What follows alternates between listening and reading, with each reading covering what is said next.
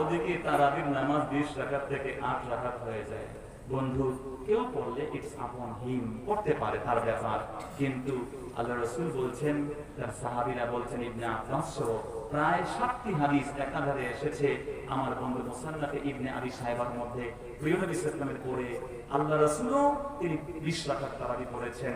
এবং ওমর ইবনে খাত্তাব রাদিয়াল্লাহু তাআলা আনহু তিনি সাহাবায়ে কেরামদেরকে নিয়ে আনুষ্ঠানিকভাবে জামাতে তারাবির নামাজ পড়েছেন। কত রাকাত? বন্ধুগণ, এজন্য এখানেও মারামারি দরকার নেই। কেউ যদি মসজিদে 8 রাকাত পড়েন, পড়ুন, তাও তো নামাজ পড়া হলো, কথা কোন ঠিক কি না? কিন্তু 20 রাকাত পড়া, 20 রাকাতের কোনো দলিল নাই, এগুলো বলবেন না। এগুলো হাস্যকর কথাবার্তা। এগুলো মুসলিম উম্মাহকে সঠিক পথ থেকে দূরে সরিয়ে দেওয়ার একটা চক্রান্ত ছাড়া কিছু হতে পারে। রাসূল সাল্লাল্লাহু আলাইহি ওয়াসাল্লাম বলে দিয়েছেন, أما بعد فقد قال الله تعالى في كلامه المجيد وفرقانه الحميد أعوذ بالله من الشيطان الرجيم بسم الله الرحمن الرحيم إنما المؤمنون الذين إذا ذكر الله وجلت قلوبهم وإذا تليت عليهم آياته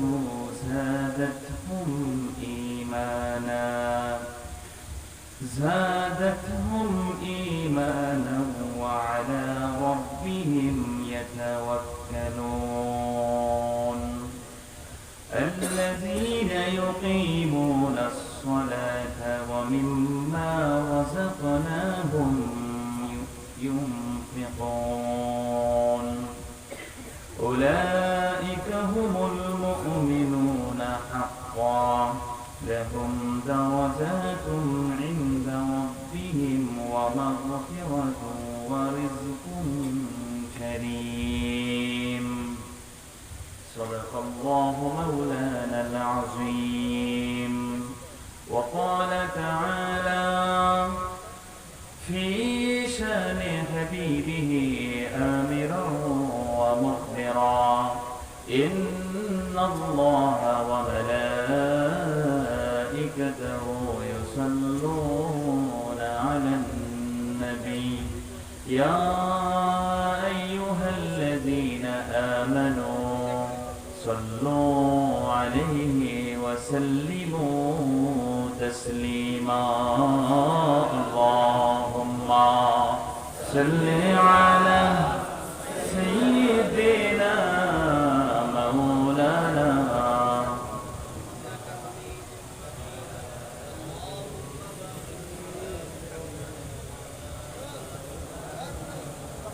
रही मेरा मस्कन हवाले काबा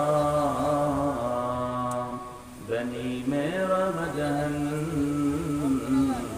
दियारे मदीना बलगल उला बिकमालिही कशफत दुजा बिजमालिही हसनत जमीउ खिसालिही सल्लु अलैहि व आलिहि।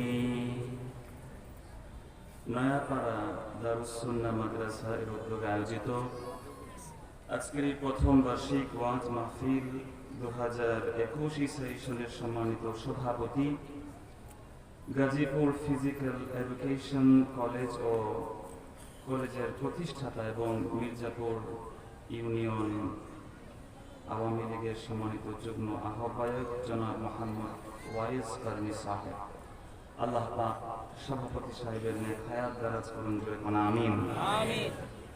মুহতারাম মাথার তাজ আমার উলামায়ে কেরাম, মুআজ্জাজ মুহতারাম মেহমান ইজাম, মুরব্বিয়ানে কেরাম, কলিজার টুকরা আমার যুবক ভাইয়েরা, ছোট্ট সোনামণি শিশু বন্ধুরা, স্কুল কলেজ ইউনিভার্সিটি মাদ্রাসায় পড়নেওয়ালা দিনদার পরহেজগার ইমানদার আমার প্রিয় শিক্ষার্থী বন্ধুগণ, পর্দার অন্তরাল থেকে যারা আমাদের সাথে যুক্ত আছেন, আমাদের অতি সম্মানিত মা এবং বোনেরা, আলোচনার শুরুতে সবার আগে সর্বপ্রথমেই আপনাদেরকে নিবেদন করছি অনেক অনেক মোবারক ইসলামী সম্ভাষণ। আশা করছি আপনারা আন্তরিকতার সাথে জবাব দেবেন। আসসালামু আলাইকুম ওয়া রাহমাতুল্লাহি ওয়া বারাকাতুহু। সম্মানিত হাজিরিন, সবার আগে সর্বপ্রথমেই আমরা শুকরিয়া জ্ঞাপন করছি আল্লাহ রাব্বুল আলামিন জাল্লা জালালুহু ওয়া আযমা নাওয়ালুহুর আলিশান দরবারে, যে আল্লাহ রাব্বুল আলামিন আমাদেরকে আজকের এই মাহফিলে হাজির হওয়ার তৌফিক দিয়েছেন। আমরা শত মায়ের শত সন্তানকে শত ব্যস্ততাকে পিছনে ফেলে আজকের এই মাহফিলে আমরা জমা হয়েছি এমন একটি সময়, যেই সময় গোটা বিশ্ব মানবতা আজকে শুধুমাত্র বেঁচে থাকার যুদ্ধ করছে। গোটা বিশ্বের হাইলি ডেভেলপ কান্ট্রি যারা যারা পৃথিবীর সুপার পাওয়ার, তারা আজকে মুখ থুবড়ে পড়ে আছে। তারা আজকে বিশ্বাস করে নিয়েছে এই ভাইরাস তাদেরকে মেরে ফেলবে, আর এই ভাইরাস থেকে বাঁচার একমাত্র মহা ঔষধ হচ্ছে ভ্যাকসিনেশন। এই জন্য তারা ভ্যাকসিনের উপরে টোটালি ডিপেন্ডেন্ট। আর আজকের বিশ্ব তারা মুখে বলছে যে আমরা যুদ্ধ করছি, কিন্তু আমরা দেখছি যে না, একটি ইনভিজিবল অদৃশ্য ভাইরাসের কাছে গোটা বিশ্ব আজকে পরাজিত। কি বলেন, ঠিক না? কিন্তু ঠিক যেই সময় গোটা বিশ্ব তারা স্লোগান দিচ্ছে যে ভ্যাকসিন নিলেই করোনা ভাইরাস থেকে বাঁচা যাবে, আমরা বাঙালি মুসলমান আমরা প্রটেকশন নিব, আমরা সাবধান থাকবো, যেহেতু রাসূল সাবধান থাকতে বলেছেন। বাট আমরা ঈমান এটা রেখেছি এবং এই বিলিফ, এই বিশ্বাস আমাদের হৃদয়ে আছে যে বাঁচানোর মালিক কোনো ভাইরাস নয়, কোনো ভ্যাকসিন নয়, আর মেরে ফেলার কোনো দায়িত্ব কোনো ভাইরাসের নয়, বরং মেরে ফেলার আর বাঁচিয়ে রাখার দায়িত্ব এবং কর্তব্য শক্তি একজনের। জোরে বলেন তিনি কে? আল্লাহ। সেই ঈমানি বিশ্বাস নিয়ে আমরা আজকের মাহফিলে এসেছি। কোরআনের এই বাগানে আমরা খুশি না বেজার? আসুন খুশি হয়ে জবান খুলে উচ্চ আওয়াজে সকলে একবার বলুন কালিমাতুশ শুকর আলহামদুলিল্লাহ। লক্ষ কোটি তার থেকে অনেক অনেক অনেক গুণ বেশি দুরূদ আর সালাম পাঠ করছি আমাদের নবীর প্রতি, যিনি শামসুদ দুহা, যিনি বদরুদ দুজা, যিনি নূরুল হুদা, যিনি হাবিবে খোদা, যিনি সাইয়্যিদুল কাউনাইনি ওয়াস সাকালাইন, সাইয়্যিদুল আম্বিয়াই ওয়াল মুরসালিন, রাসূলুর রাব্বিল আলামিন, আফতাবে নবুওয়াহ, শাহেনশাহে রিসালা, সুলতানে মদিনা, হুজুর আকরাম, নূর মুজাসসাম, নূরুন আলা নূর, সাইয়্যিদুনা নবিয়্যুনা শাফিউনা, হাবিবুনা তাবিবুনা ওয়া তাবিবু কুলুবিনা ওয়া কুদওয়াতুনা ওয়া সানাদুনা ওয়া মাওলানা মুহাম্মদ সাল্লাল্লাহু আলাইহি ওয়া আলিহি ওয়া সাল্লামের প্রতি, যিনি আমাদেরকে খুব ভালোবাসেন। তিনি এত ভালোবাসেন যে আমাদের কখনো ভুলেন নাই।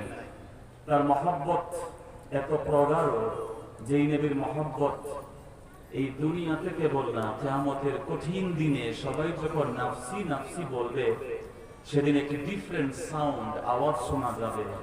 একজন নবী সেদিন বলবেন রব্বি হাবলি উম্মতি, আয় আল্লাহ আমার গুনাহগার উম্মতকে আপনি হেফাজত করেন। আল্লাহু আকবার। তিনি আর কেউ নন, আমার আপনার নবী। কি ভাই ঠিক না?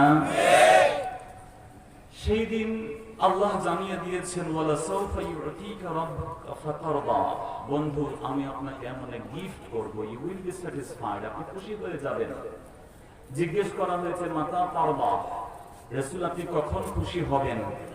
আমার রাসূল বলেছেন ওয়ালাম আরদা ওয়া ওয়াহিদুম মিন উম্মতি ফিন নাস, আমার একটা উম্মত জাহান্নামে থাকতে আমি রাসূল খুশি হব না। আল্লাহু আকবার। তো যেই নবী আমাদেরকে এত ভালোবাসেন, সেই নবীকে আমাদের ভালোবাসার দরকার আছে না নাই? যেই রাসূল আমাদেরকে এত ভালোবাসেন, তার সুন্নত তরিকায় জীবন গঠনের প্রয়োজন আছে না নাই? যেই রাসূল এত মহব্বত করেন, তার দারুস সুন্নাহকে ভালোবাসার দরকার আছে না নাই? একই ভাবে সেই নবী আমাদেরকে এত ভালোবাসেন, সেই ভালোবাসার নবীকে নিয়ে কেউ যদি বাক স্বাধীনতার নামে উল্টাপাল্টা কথা বলে, সেই নবীকে নিয়ে ছিনিমিনি খেলে, সেই রাসূল পাকের আরশচুম্বী সম্মান নিয়ে কেউ ব্যঙ্গ বিদ্রুপ করে, ভাইয়ে ভাইয়ে সব ভেদাভেদ ভুলে গিয়ে মুসলমান এক হয়ে তার দাঁত ভাঙা জবাব দেওয়ার দরকার আছে না? আমরা তো এক মুসলমান, আমাদের কারো টুপি আলাদা, পাগড়ি আলাদা, পাঞ্জাবি আলাদা, কিন্তু দিন শেষে আমরা গোলাম কার? আল্লাহ। আমরা নবীর উম্মত, এক কোরআনের সৈনিক, ঠিক কিনা? কিন্তু আমরা মুসলমান যেই নন ভাইটাল বিষয়গুলো নিয়ে ধাক্কাধাক্কি করি, গোটা বিশ্বের অমুসলিম শক্তি সেগুলো দেখে না, শয়তানও এগুলোর যাচ বিচার করে না। এখানে দুরূদ শরীফ পড়া শুরু করলাম, দুই একজন দেখলাম ভিন্ন ভিন্ন দুরূদ পড়ছেন, তাও জোরে জোরে, মানে আমাকে শোনাইয়া দুরূদ ইব্রাহিম পড়ছেন। এগুলো কেন? সব দুরূদ আমরা পড়ছি যার জন্য? আমার নবীর জন্য, ঠিক কিনা জোরে বলে?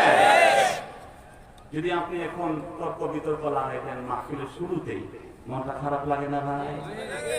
বন্ধুগণ, যদি আপনি এই যে কাজগুলো করেন এগুলো ঠিক না, আপনি নিজেকে তো পণ্ডিত মনে করবেন না, এটা বোঝার চেষ্টা করবেন যে আমরাও পড়াশোনা করতে চেষ্টা করি। দুরূদে ইব্রাহিম এই নামটা কোন মুহাদ্দিস বলেন নাই। আমি বিতর্কে যাচ্ছি না, আমি এটা বলি নাই যে দুরূদে ইব্রাহিম পড়া যাবে না, অবশ্যই যাবে, কিন্তু যেখানে দুরূদে ইব্রাহিম আমরা পড়ছি সেখানে আমরা সবাই পড়ব। যেখানে অন্য একটা দুরূদ পড়া হচ্ছে সেখানে অন্যটা পড়তে অসুবিধা নাই। কেন নাই? এজন্য নাই যে দুরূদে ইব্রাহিম যেটি আপনারা বলেন বন্ধুগণ, সেই দুরূদের মধ্যে কিন্তু শুধুমাত্র সালাত আছে, সালাম নাই। আল্লাহ বলছেন সাল্লু আলাইহি ওয়া সাল্লিমু তাসলিমা, তুমি সালাম দাও আমার নবীর উপরে, সালাত দাও। ইভেন ইমাম নববী সহ অনেক বড় আলেম বলেছেন ফি খারিজিস সালাহ, নামাজের বাহিরে দুরূদে ইব্রাহিম যেটি আপনি বলেন উই অ্যাকসেপ্ট, এটি দুরূদে ইব্রাহিম, কিন্তু দুরূদে ইব্রাহিম নামাজের বাহিরে পড়া অনেক আলেম নিষেধ করেছেন বন্ধুগণ। কারণ নামাজের বাহিরে এই দুরূদ আমার নবী জীবনে পড়েছেন তার কোনো প্রমাণ নাই, আমার জানা নাই। প্রমাণ নাই বলতে আমি জানি না, আপনি জানলে আমাকে জানিয়ে দিবেন। এজন্য প্লিজ মুসলিম উম্মাহ ছোট্ট ছোট্ট বিষয় নিয়ে দুরূদ শরীফ নিয়ে মাথা ফাটাফাটি আছে না নাই? জোরে কোন আছে না নাই? কারণ আজকে এই ছোট্ট ছোট্ট একটা লাভকে ভুলে যাওয়ার দরকার আছে না নাই? আমরা তো দিন শেষে এক নবীর উম্মত। যদি আপনি বলেন দুরূদে ইব্রাহিম ছাড়া কোনো দুরূদ পড়া যাবে না, প্রত্যেক হাদিসের পরে ক্বালান নবী, তারপরে বলতে হবে আল্লাহুম্মা সাল্লি আলা মুহাম্মদ ওয়া আলা আলি মুহাম্মদ কামা সাল্লাইতা আলা ইব্রাহিম ওয়া আলা আলি ইব্রাহিম ইন্নাকা হামিদুম মাজিদ, আল্লাহুম্মা বারিক আলা মুহাম্মদ। কথা বুঝেন না আমার? আপনি এটা বলবেন না। ইসলামকে সহজ করেন, ইয়াসসিরু ওয়া লা তুআসসিরু, সহজ করো, make it easy, don't make it difficult. কারোর জন্য কোনোদিন ডিফিকাল্ট বানান না, বরং দ্বীনকে সহজ করেছেন কে? আল্লাহ। আরো জোরে কে? আল্লাহ। কিন্তু দুরূদ শরীফের আমল আপনি যত কওমি মাদ্রাসার বইগুলো দেখবেন সেখানে যে মুকদ্দমা লেখা আছে হামিদান ওয়া মুসাল্লিয়া ওয়া মুসাল্লিমা বলেন, বা আলহামদুলিল্লাহ মুহাম্মাদুহু ওয়া নুসাল্লি আলা বলেন, এগুলো কোনটা রাসূল শিখান নাই। বন্ধুগণ, এগুলো উলামায়ে কেরাম তারা অ্যাড করেছেন।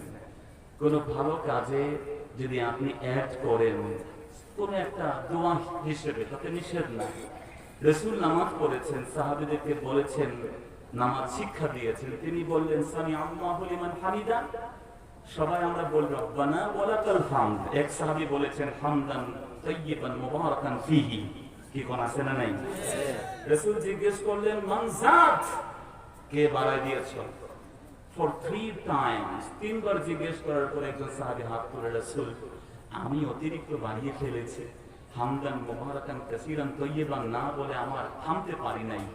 রাসূল বলেন সাহাবী আমি তো ওটা শিখাই নাই, বাট তুমি যেহেতু বাড়িয়ে ফেলেছো, এক্সটেন্ড করেছো, আমি দেখলাম মোর দেন 30 অ্যাঞ্জেলস, কমপক্ষে 30 জন রহমতের ফেরেশতা তোমার এই কথা কে আগে আল্লাহর কাছে নিয়ে যাবে সেজন্য কম্পিটিশন শুরু করে দিয়েছে। আল্লাহ। এজন্য বন্ধুগণ, দুরূদের প্রচুর দুরূদ যেগুলো আমাদের এই সিলসিলা, আমরা তো এক কি কওমি কি আলিয়া, কওমি মাদ্রাসার যে কোরআন শরীফ আমাদের দারুস সুন্নাহ কোরআন শরীফ কি আলাদা না বন্ধুগণ? এজন্য আমরা একটু যেন মনকে উদার করি, একটু ফ্লেক্সিবল হই। আমি কথাটা বলতাম না, বললাম এ কারণে যে আমরা মুসলিম উম্মাহ আজকে যেই বিষয়গুলো নিয়ে বিভক্তিতে লিপ্ত হয়েছি মূলত এটা ভাইটাল কোনো বিষয় নয়।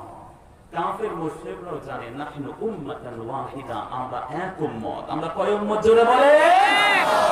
এই যে রোহিঙ্গা মুসলমানদের উপর আঘাত হলে, ফিলিস্তিন ফিলিস্তিনে আঘাত হয়, কাশ্মীরে আঘাত হয়, সিরিয়াতে আঘাত হয়, ইয়ামানে আঘাত হয়, কে দুরূদ কোনটা পড়ে তা দেখে না, কার টুপি কেমন তার দেখে না, কে কোন সুন্নত প্রতিপালন করে দেখে না।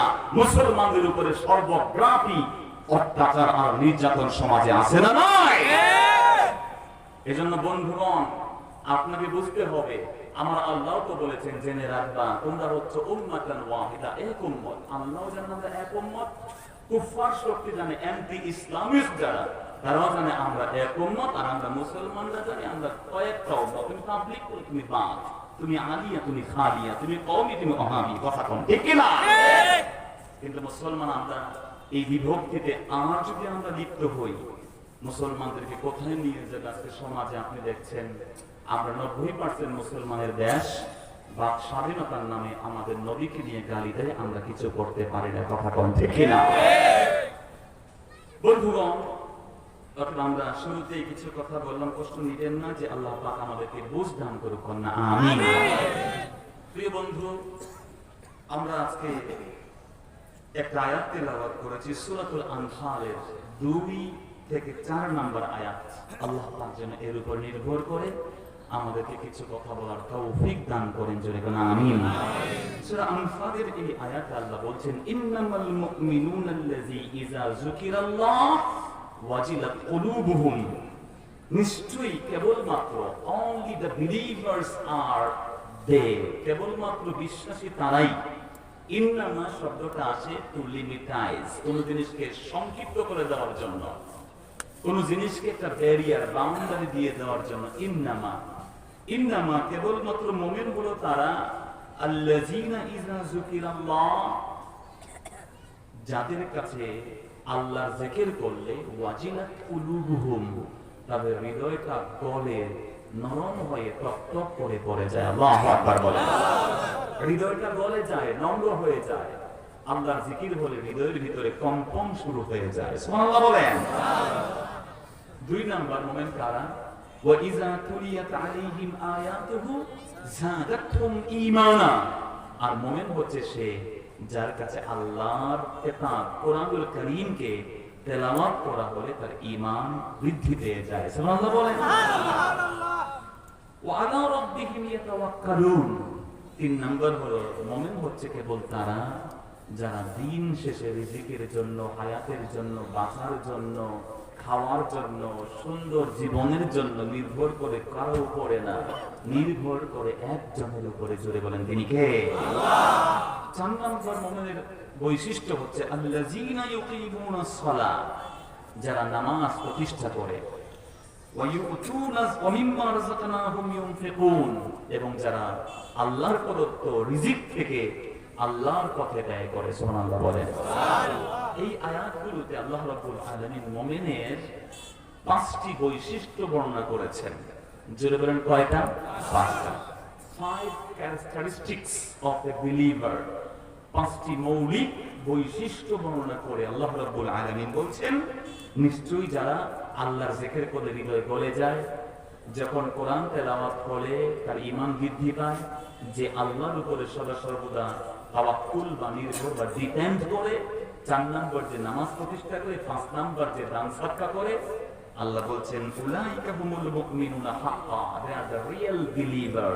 এরা হচ্ছে প্রকৃত মুমিন, প্রকৃত বিশ্বাসী। সুবহানাল্লাহ বলেন। তারপরে তাদের দরজা কি, তাদের রিওয়ার্ড কি? আল্লাহ জানিয়ে দিচ্ছেন লাহুম দারাজাতুন ইনদা রাব্বিহিম ওয়া মাগফিরা, তাদের জন্য রয়েছে আল্লাহর কাছে সুমহান মর্যাদা এবং আল্লাহর পক্ষ থেকে ক্ষমা এবং রিজকুন কারীম, সম্মানজনক জীবিকা। সুবহানাল্লাহ বলেন। বন্ধুগণ আমার, অতএব এই 5টি গুণ যাদের মধ্যে আছে তারাই হচ্ছে প্রকৃত ঈমানদার, প্রকৃত মুমিন। এজন্য ইমাম আবু হানিফা রাহমাতুল্লাহ আলাইহি সহ অধিকাংশ মুহাদ্দিস বলেছেন, কোন ব্যক্তি যদি বলতে হয় যে আমি প্রকৃত ঈমানদার, এটা বলা বড় কঠিন। একজন ব্যক্তি হাসান আল বসরি রাদিয়াল্লাহু তাআলা আনহু ছিলেন না নাকি আপনারা? সাইয়্যিদুত তাবিঈন, সমস্ত তাবিঈদের তিনি সরদার ছিলেন, লিডার ছিলেন। তাকে এসে জিজ্ঞেস করলো, আনতা মুমিন আম লা? হে হাসান আল বসরি, আপনি কি মুমিন কি না আমাকে বলেন। আল্লাহু আকবার বলেন।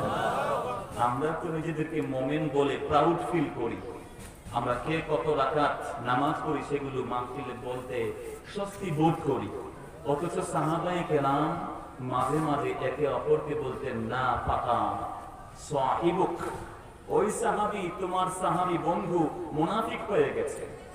আরে ভাই হামজা রাদিয়াল্লাহু তাআলা আনহু, যিনি গাসিলুল মালাইকা, যিনি আল্লাহর রহমতের ফেরেশতাদের মাধ্যমে গোসল দেওয়া হয়েছে পৃথিবীতে একজন ব্যক্তিকে, তিনি একদিন বলছেন ইয়া আবা বকর না ফাকা হানজালা, হানজালা তো মুনাফিক হয়ে গেছে। আল্লাহু আকবার। হযরত আবু বকর জিজ্ঞেস করলেন লিমাযা, কেমনে মুনাফিক হয়েছ? হানজালা বললেন কুন্না ইযা জালাসনা মা'আন নবী সাল্লাল্লাহু আলাইহি ওয়াসাল্লাম ইউযাক্কিরুনাল জান্নাতা ওয়ান নার কাআন্না রা'য়াল আইন। আবু বকর সিদ্দিক, যখন আমরা প্রিয় নবীর সামনে বসে যাই তিনি আমাদেরকে জাহান্নাম আর জান্নাতের বর্ণনা দেন, কেমন যেন মনে হয় নিজের দুই চোখে জান্নাত আর জাহান্নাম দেখতে পাচ্ছি। ওয়া ইযা ফারাগনা নাসিনা কাসীরাম মিনহা, কিন্তু যখন নবীর থেকে ডিটাচড হই, অন্য জায়গায় চলে আসি, মনে হয় যেন আমরা সব ভুলে গেছি। তো এটি কি ওয়ান কাইন্ড অফ নেফাকি কনস্পিরেসি নয়? আবু বকর সিদ্দিক তিনিও সরল মানুষ, আমরা বলে বলতাম তোমার হৃদয়ের মধ্যে সমস্যা আছে, এই করো সেই করো। আবু বকর সিদ্দিক বললেন হানজালা এমন করে তো কখনো ভাবি নাই, বিষয়টা তো আমার মধ্যেও হয়। আল্লাহু আকবার। কত সরল তারা ছিলেন, আর আমরা কত গরল। ভাইরা চলে গেলেন নবীজির দরবারে, হানজালা বলে রাসূল আমি তো এই অবস্থা চলে আসছে। রাসূল বলেন কি হয়েছে তোমার? নবী আপনার কাছে থাকলে আপনি জান্নাত এবং জাহান্নামের ডেসক্রিপশন দেন। বিবৃতি পেয়ে আমরা মনে হয় জান্নাত জাহান্নাম দেখছি, বাট চলে গেলে অনেকটা ভুলে যাই।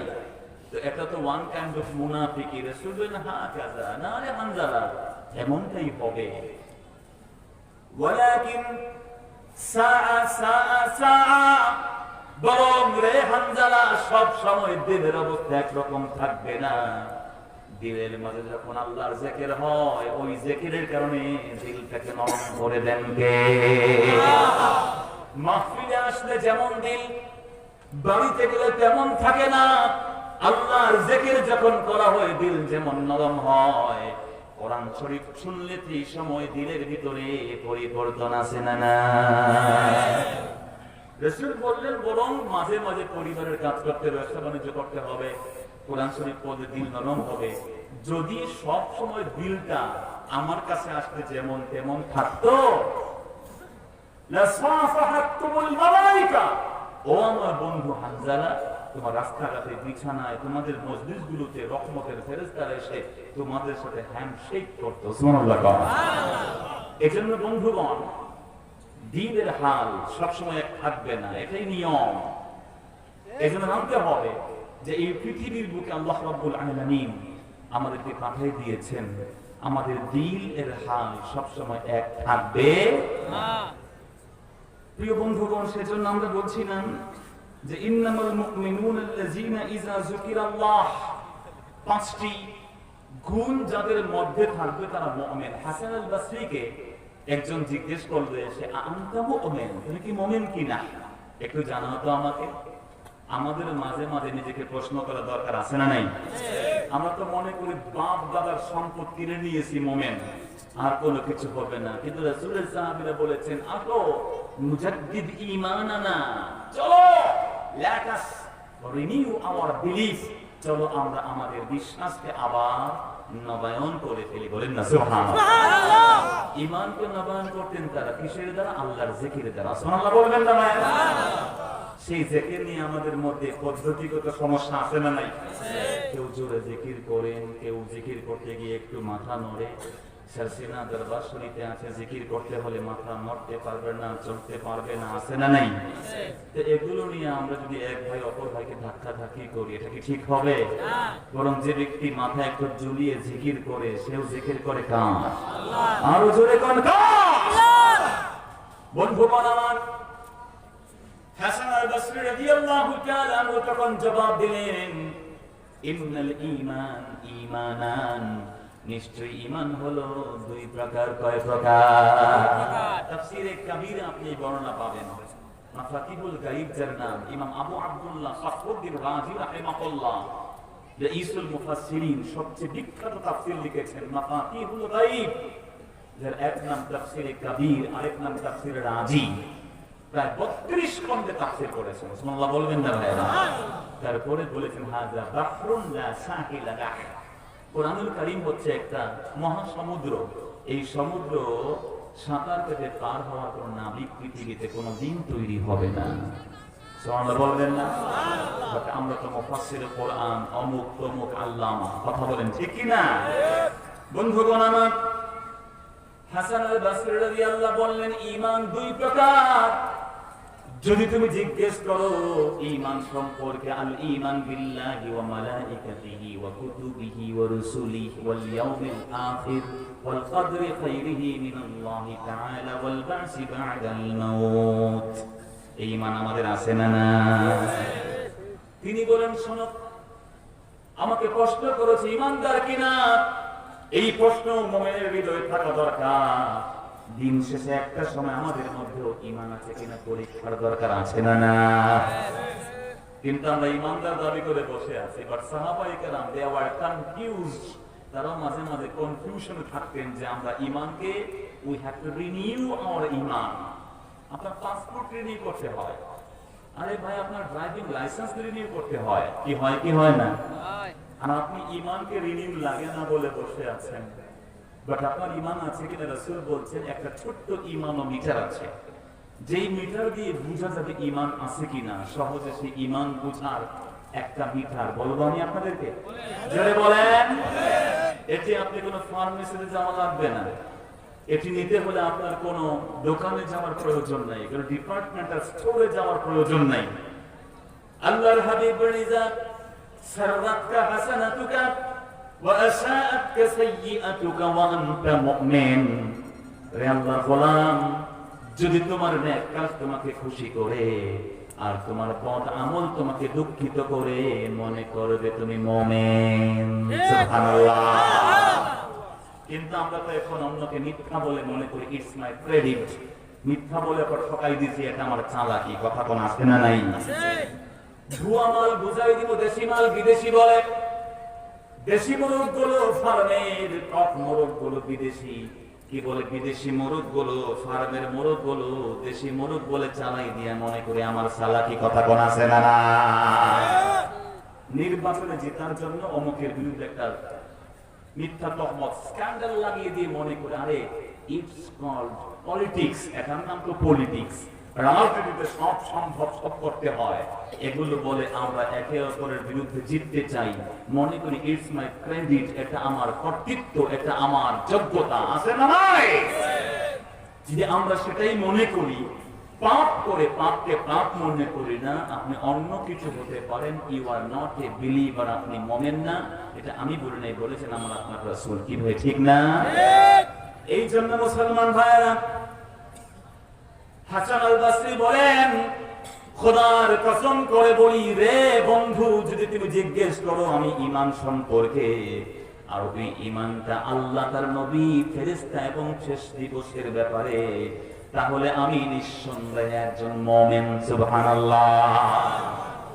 আর জিজ্ঞেস করো ওই ঈমান সম্পর্কে, কোন ঈমান? যে ঈমান আল্লাহ রাব্বুল আলামিন সূরা আনফালে বলে দিয়েছেন আল্লাযীনা ইযা যুকিরাল্লাহু ওয়াজিলাত কুলুবুহুম। যে ঈমানের সংজ্ঞা আল্লাহ দিয়েছেন সূরা আনফালের মধ্যে, আল্লাহর জিকির করলে দিলটা নরম হয়, কোরআন তেলাওয়াত করলে ঈমান বৃদ্ধি পায়। যেই কথা আল্লাহ বলেছেন, আল্লাহর উপরে সব সময় নির্ভরশীল থাকি, নামাজ কায়েম করি, নিজের সবচেয়ে ভালো জিনিসগুলো আল্লাহর উপরে দান করি, ওই ঈমান সম্পর্কে প্রশ্ন করলে আমি এখনো সন্দেহে আছি আমি সেরকম মুমিন কিনা। আল্লাহু আকবার বলে। এজন্য এই পাঁচটি গুণের প্রথমটি হচ্ছে ইজা যুকিরাল্লাহ ওয়াজিলাত কুলুবুহুম। প্রকৃত মুমিন হচ্ছে সে যখন তার কাছে আল্লাহর জিকির করা হয় তার দিল নরম হয়ে যায়। দিল কি হয়ে যায় জোরে বলেন। এজন্য বন্ধুগণ, আল্লাহ রাব্বুল আলামিন সূরা রাদের মধ্যে বলে দিয়েছেন আল্লাযীনা আমানু ওয়া তাতমাইন্নু কুলুবুহুম বিযিকরিল্লাহ আলা বিযিকরিল্লাহি তাতমাইন্নুল কুলুব।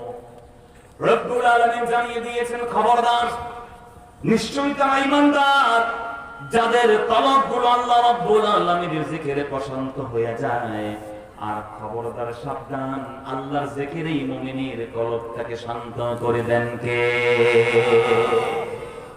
আমাদের হৃদয়ে আল্লাহর জিকির করলে মন শান্ত হয় কি হয় না?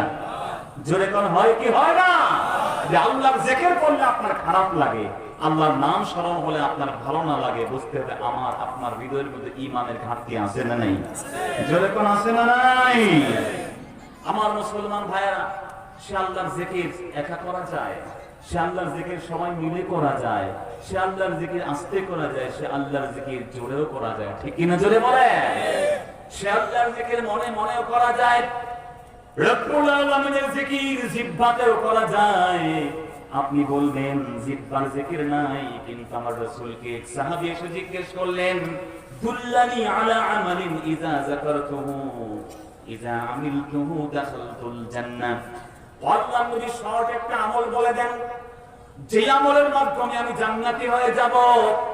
রব্বুল আলামিনের হাবিব জানিয়ে দিলেন, রে আমার বন্ধু কান পেতে শোনো, যদি তুমি ছোট্ট একটা আমলের মাধ্যমে জান্নাতি হতে চাও, খবরদার তোমার এই জিহ্বাকে তুমি আল্লাহর জিকির থেকে কখনো শুকাইতে দিও না। তুমি কখনো তোমার জিহ্বাকে শুকাইতে দিও না, সব সময় জিহ্বায় জিকির চলবে একজনের। জুড়ে বলেন তিনি কে? আরে ভাই তাহলে বলেন এই জিহ্বার জিকির আছে না নাই? জোরে বলতে আছে না নাই? সেই জিকিরের পদ্ধতিগত ভিন্নতা থাকতে পারে, কেউ হয়তো অতি উৎসাহে তার ডিফারেন্ট কোন একটা অ্যাটিটিউড দেখা যেতে পারে, কিন্তু সেগুলো নিয়ে সমালোচনা করে আপনি আমি তার হৃদয়ের অনুভূতিকে নিয়ে ছিনিমিনি খেলতে পারি? যখন পারি। আমার বন্ধু আল্লাহ রাব্বুল আলামিন জানিয়ে দিয়েছেন, বান্দা যদি তুমি আমার জিকির একলা করো, আমি আল্লাহ I will remember you alone. বান্দা আমি আল্লাহ তোমাকে একলা স্মরণ করব। যদি তুমি কোন মাজলিসে বসে সবাই মিলে আমি আল্লাহর জিকির করো, আমি ফেরেশতাদের মজলিসে তোমাদেরকে স্মরণ করব। তো মোটামুটি আমরা 2-4-5 জন মিলে আস্তে আস্তে আল্লাহর জিকির করলে সমস্যা আছে কোন? জোরে কোন আছে? বরং বন্ধুগণ, ওই জিকির যখন আপনি করবেন শয়তান দূরীভূত হয়ে যাবে। রাসূল সাল্লাল্লাহু আলাইহি সাল্লাম বলেছেন, আশ-শাইতানু জাসিমুন আলা কলবি ইবনি আদম। শয়তান বনি আদমের সমস্ত অঙ্গ প্রত্যঙ্গে ঢুকতে পারে। নাউযুবিল্লাহ। ওয়া ইযা যাকারাল্লাহ খালাসা। যখন আল্লাহর কোন গোলাম আল্লাহর জিকির করে, শয়তান নিরাশ হয়ে পালিয়ে যায়। ওয়া ইযা গাফালা ওয়াসওয়াসা।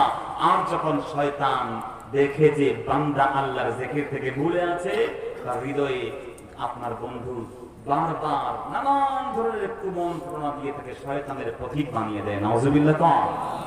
এজন্য আল্লাহর জিকির দরকার আছে না নাই?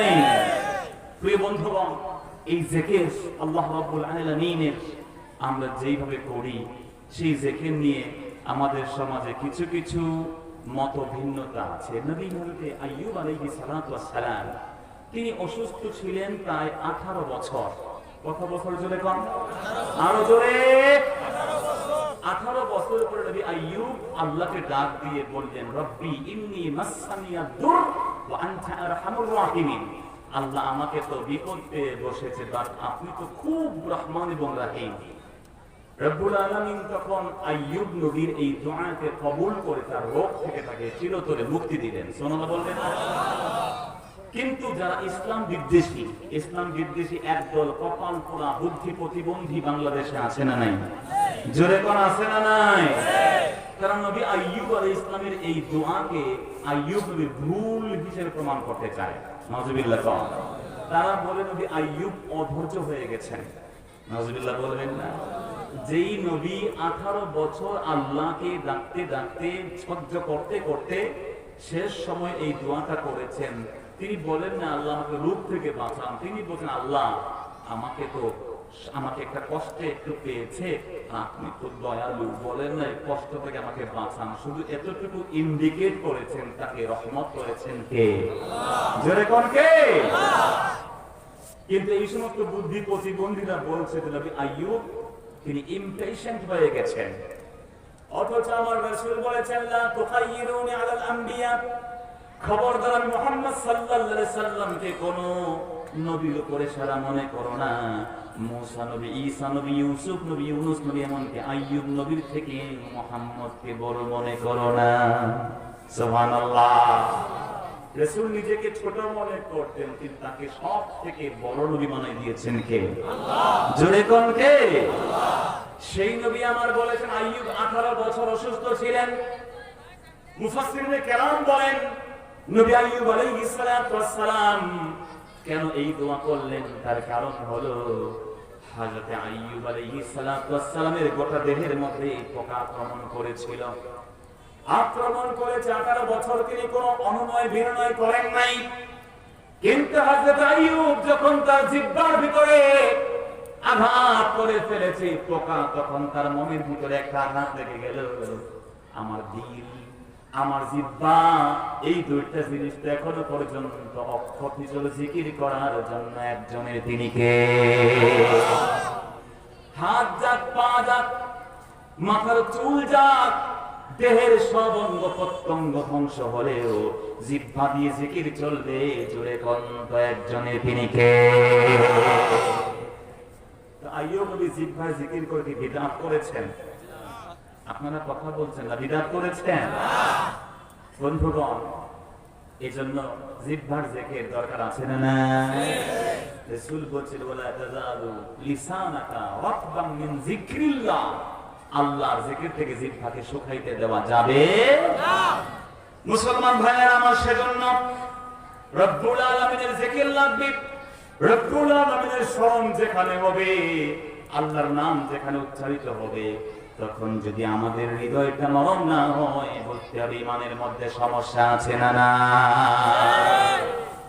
কিন্তু সে আল্লাহর রাস্তে, আল্লাহ পাক ওসিলা দেওয়ার পরেও আমরা একে অপরের বিরুদ্ধে লেগে যাই। আল্লাহর ভয় আমাদের স্মরণে আসে না, আসে না? নাই। আল্লাহ রাব্বুল আলামিন বলে দিয়েছেন, সেজন্য মনে রাখতে হবে তোমাদেরকে, وَأَمَّا مَنْ خَافَ مَقَامَ رَبِّهِ وَنَهَى النَّفْسَ عَنِ الْهَوَى فَإِنَّ الْجَنَّةَ هِيَ الْمَأْوَى।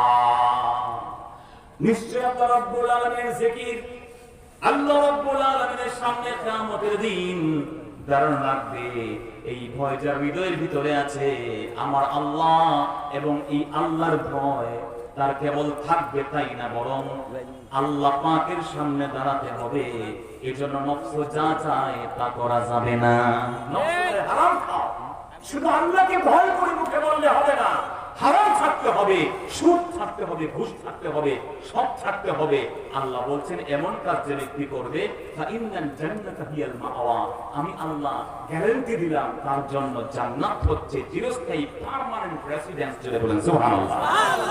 কিন্তু আমরা মুখে বললাম ঈমান আনছি, কিন্তু ঈমানের সাথে তাগুতের অনুসরণ, ঈমানের সাথে বেঈমানদের সাথে আতাত, ঈমানের সাথে সাথে সুদ আর ঘুষের লেনদেন আমাদের সমাজে আছে না নাই? জোরে বলেন আছে না নাই? কিন্তু আল্লাহ বলে দিয়েছেন, ফামাইয়াকফুর বিত-তাগুত ওয়া ইউমিন বিল্লাহ ফাকাদ ইসতামসাকা বিল উরওয়াতিল উসকা। নিশ্চয়ই যে ব্যক্তি আগে তাগুতকে ছাড়বে, যে ব্যক্তি আগে তাগুতকে মাইনাস করবে, যে ব্যক্তি তাগুতকে ছাড়বে আগে, ওয়া ইউমিন বিল্লাহ, এরপরে ঈমান আনবে একজনের উপরে। জোরে কোন, তিনি কে? আল্লাহ। কিন্তু আমাদের মনে অনুসরণ তাগুতের, তাগুত মানে আল্লাহ বিরোধী যত কানুন, যত আইন, যত বিধান, সবগুলোর এক নাম তাগুত। সবগুলোর এক নাম কি? জোরে বলেন, তাগুত। তাগুত। আল্লাহ আগে বলছেন ফামাইয়াকফুর বিত-তাগুত, যে ব্যক্তি তাগুতকে ছাড়বে, ওয়া ইউমিন বিল্লাহ, এবং আল্লাহর উপরে ঈমান আনবে, ফাকাদ ইসতামসাকা বিল উরওয়াতিল উসকা, সে ব্যক্তি সত্যিকার ইসলামের রশিকে টাইট করে ধরে রেখেছে। যদি বলেন সুবহানাল্লাহ। এইজন্য আমরা কালিমায় পড়ি লা ইলাহা, এরপরে বলি ইল্লাল্লাহ। বন্ধুগণ, লা ইলাহা কোনো ইলাহ নাই, কোনো জীবনদাতা নাই, কোনো বিধানদাতা নাই, কেউ বাঁচানোর মালিক নাই, মেরে ফেলার মালিক নাই, খাওয়ানোর মালিক নাই, রিজিকের মালিক নাই, আছে একজন। জুড়ে বলেন তিনি কে? তো কালিমায়ে তাওহীদের মধ্যে, কালিমায়ে তাইয়্যিবার মধ্যেও লা ইলাহা আগে, এরপরে ইল্লাল্লাহ। কথা কোন ঠিক কি না? এজন্য আগে মাইনাস, নেগেটিভ আর পজিটিভ না হলে তো বাকি চলবে না ভাই। সব নবীর দাওয়াত একটাই ছিল, আনি ইবুদুল্লাহ ওয়াজতানিবুত তাগুত। সব নবী একটাই দাওয়াত দিয়েছেন, এই মাবুদ হবে একজনের। জুড়ে বলেন তিনি কে? তারপরেই বলেছেন তাগুতকে ছেড়ে দাও। এজন্য আমরা যদি আল্লাহর ভয় আছে, সব আছে বলি, আর রাতের বেলা চুরি করি, আল্লাহর ভয় আছে মসজিদে এসে হোটেলে গিয়ে শরাব খাই, আল্লাহর ভয় আছে মাহফিলে আর বিয়ের অনুষ্ঠানে গিয়ে কমর দোলায় নাচি, বুঝা গেল আমি আল্লাহর ভয়টা মুখে আছে, অন্তরে নেই। কথা কোন ঠিক না? এই জন্য বন্ধুগণ, যদি আমরা প্রকৃত ইমানদার হতে হয় তাহলে দুটোর কম্বিনেশন লাগবে। আল্লাহর জিকির যখন হবে তখন হৃদয়টাকে নরম করার দরকার আছে না নাই? এই জন্য বন্ধুরা আমার, এই কলবের ভিতরে হ্যামারিং করতে হয়। এই কলবটা খুব শক্ত জিনিস, আবার খুব নরম জিনিস। কলব মানে পরিবর্তন হয়, চেঞ্জেবল। কখনো দিল একরকম, রাতের বেলা দিল আরেক রকম হয়ে যায়। কথা কোন ঠিক কিনা? একই বক্তব্য বারবার শুনি, ওই আবেগ আসে না। মাঝে মাঝে দুই একটা কথা এমন কাজ এসে যায় হৃদয়ে, আমি সহ্য করতে পারি না, চোখ বেয়ে পানি এসে যায়। কি ভাই ঠিক না? কলবটাকে দোয়া করে, আল্লাহ তুমি আমার কলবকে তোমার দিকে ঘুরিয়ে দাও। যদি কোন না আমিন। আর এই কলবকে ঠিক করতে হলে আল্লাহর জিকির লাগবে। আমার মুসলমান ভাইরা, রাসূল সাল্লাল্লাহু আলাইহি সাল্লাম বলেছেন, ইদা সালাহাল জাসাদু কুল্লু ওয়া ইজা ফাসাদাত ফাসাদাল জাসাদু আলা ওয়া হিয়াল কলব। এই বাম দুধের নিচে একটা গোশতের টুকরা আছে, যদি ওই গোশতের টুকরা ভালো হয়ে যায় গোটা দেহটাকে ভালো করে দেন কে? আর ওটা খারাপ হয়ে গেলে গোটা দেহ খারাপ হয়ে যায়। এটা হচ্ছে কলব। আর এই কলবটা যেহেতু আল্লাহ পাকের ঐশী সৃষ্টি, এটাকে দুনিয়ার খাবার দিয়ে এটাকে পরিশুদ্ধ করা যাবে না। এই কলবটাকে পরিশুদ্ধ করতে হবে আল্লাহর জিকির দিয়ে, মুরাকাবা দিয়ে, মুশাহাদা দিয়ে, আভ্যন্তরীণ আধ্যাত্মিক হ্যামারিং দিয়ে কলবটাকে বারবার ধাক্কা দিতে হবে লা ইলাহা ইল্লাল্লাহ বলে। ওই ধাক্কার সাথে সাথে ওই কলবটাকে পরিশুদ্ধ করবেন কে?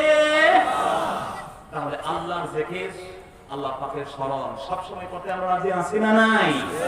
শুধুমাত্র সেই জিকির নয়, কেবলই আমরা মসজিদে বসে একজন মাওলানা সাহেবের সামনে বসে আল্লাহর জিকির করলাম লা ইলাহা ইল্লাল্লাহ তা নয়, বরং জিকিরের সময় যেমন লা ইলাহা ইল্লাল্লাহ আছে, ব্যবসায় যখন কেউ হারাম একটা লেনদেন করবে তখন ওই আল্লাহর জিকির দরকার আছে না না?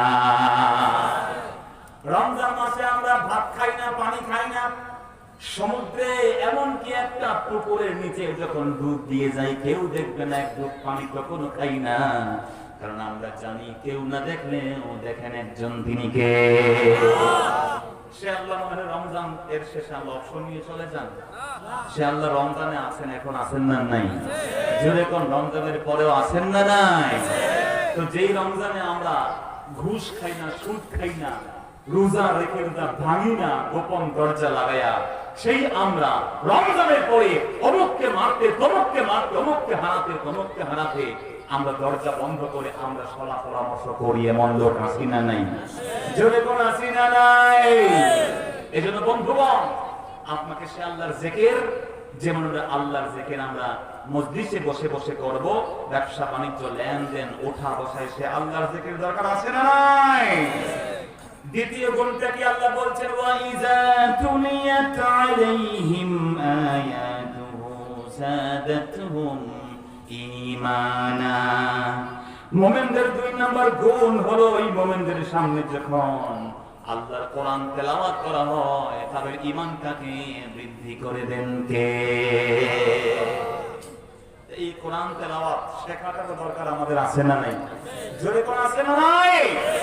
এই দারুস সুন্নাত মাদ্রাসায় কোরআন শরীফে তেলাওয়াত শেখা হয় কি হয় না? আমি আমার উদাত্ত আহ্বান জানাবো মুহতামিম সাহেবকে, আমার প্রিয় ছাত্র, প্রিয় শাগরিদকে, যে রমজানকে একটা স্কোপ শুরু করেন। রমজান মাস যদি বয়স্ক যারা আছে তাদেরকে আপনি ছাত্র বানান। এই দারুস সুন্নাতে কেবল ছাত্র শুধুমাত্র ছোট্ট ছোট্ট কমলমুখী শিশুরা থাকবে তা না, যারা মুরব্বীরা আমরা আছি কোরআন শরীফ পড়তে পারি না, আমাদের দিলে কোরআন শরীফ পড়ার ইচ্ছা আছে না নাই? জোরে কোন আছে না নাই?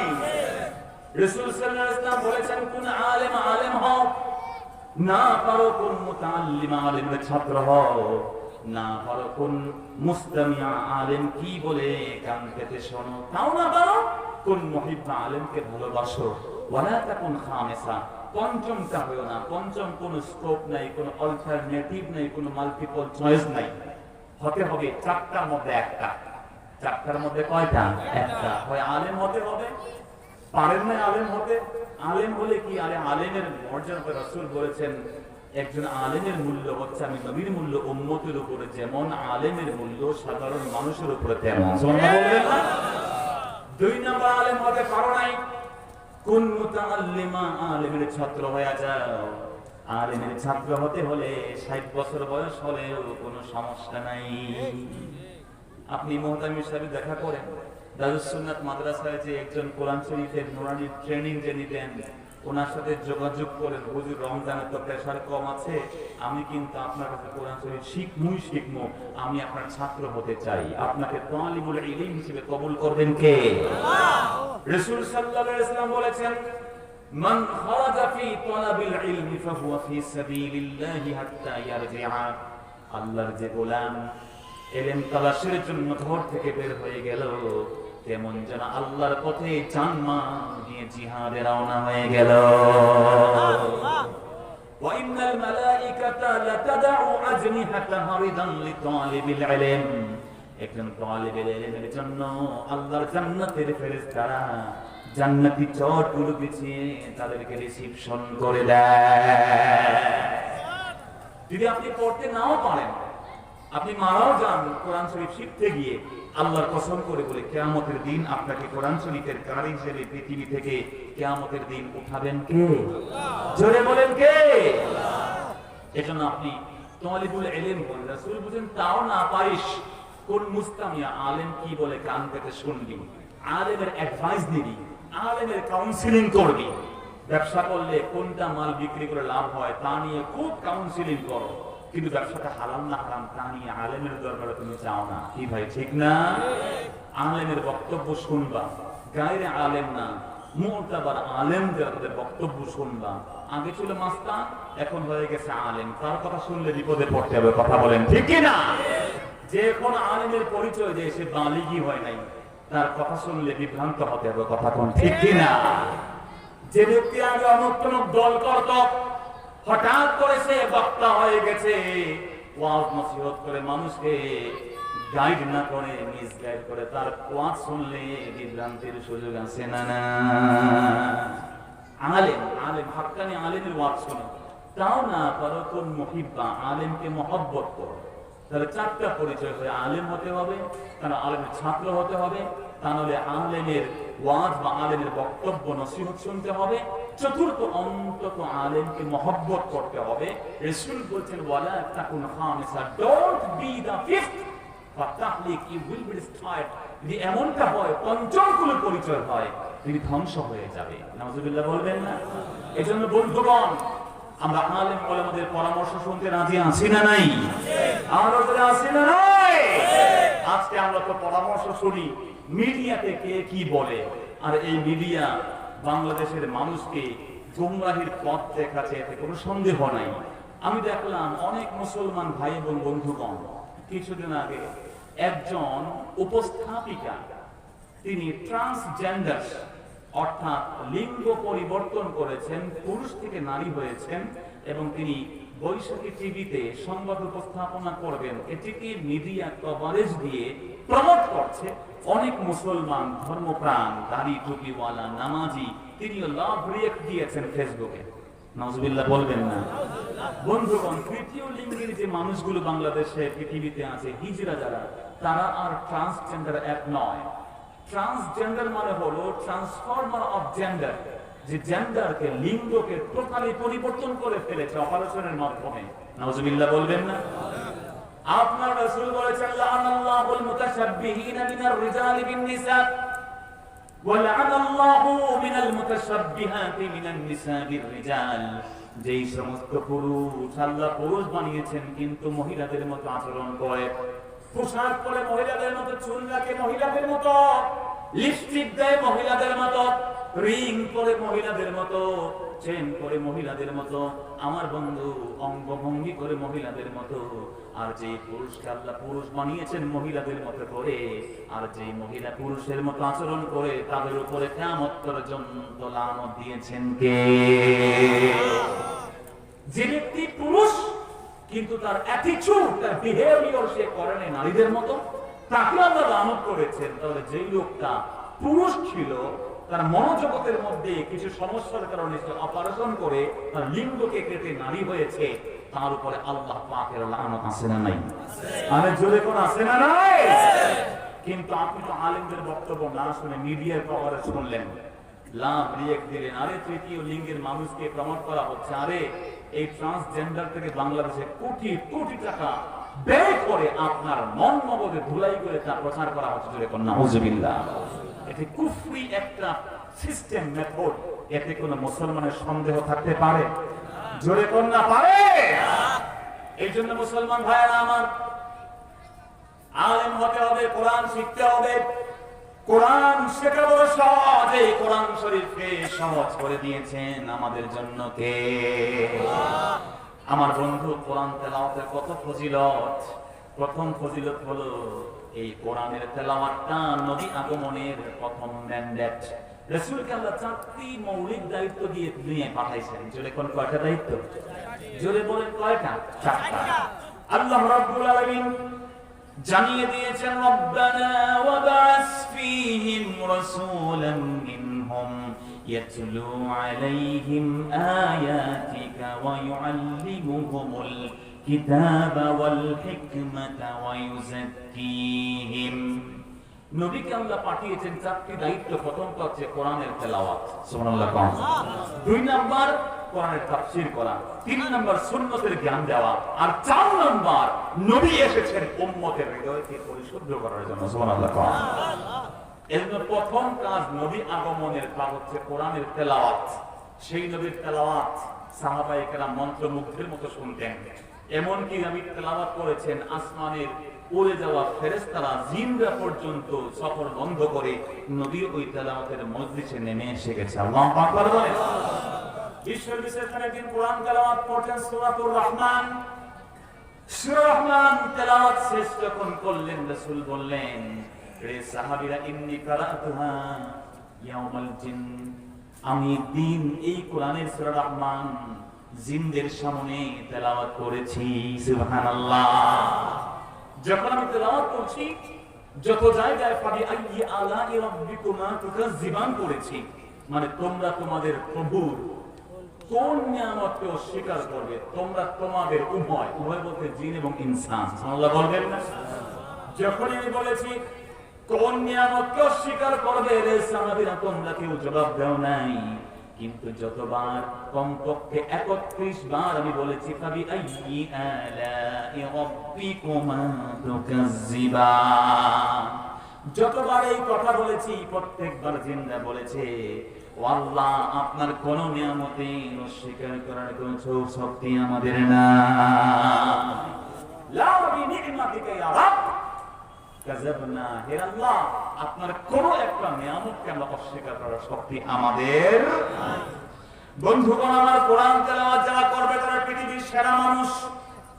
রাসূল সাল্লাল্লাহু আলাইহি ওয়াসাল্লামের সাহাবী ওসমান ইবনে আফফান রাদিয়াল্লাহু বলেন, সহিহ বুখারী তার সাক্ষী, বিশ্বনবী সাল্লাল্লাহু আলাইহি ওয়াসাল্লাম বলেছেন, খায়রুকুম মান তাআল্লামাল কুরআন ওয়া আল্লামা, পৃথিবীর বুকে ওই মানুষ সবচেয়ে সেরা। চেয়ারম্যানকে সেরা বলেন নাই, পলিটিক্যাল কোন লিডারকে রাসূল সেরা বলেন নাই, রাজনৈতিক কোন নেতাকে রাসূল সেরা বলেন নাই। সেরা ব্যক্তি হলো সে কোরআন পড়ে এবং অন্যকে শিক্ষা দেয়। সুবহানাল্লাহ। তো আমরা চাইলে তো সেরা মানুষ হতে পারি। কি ভাই, পারি কি পারি না? সামনে রমজান আসছে, এই শপথ, এই নিয়ত আমরা করতে পারি কি পারি না? জোরে কোন পারি কি না? আমার মুসলমান ভাইয়েরা, 3 নাম্বার, এই পৃথিবীর বুকে যে আল্লাহর গোলাম কোরআন তেলাওয়াত বারবার বেশি বেশি করে করবে, কোরআন তেলাওয়াত শুনবে, তার ঈমানটাকে বৃদ্ধি করে দিবেন কে?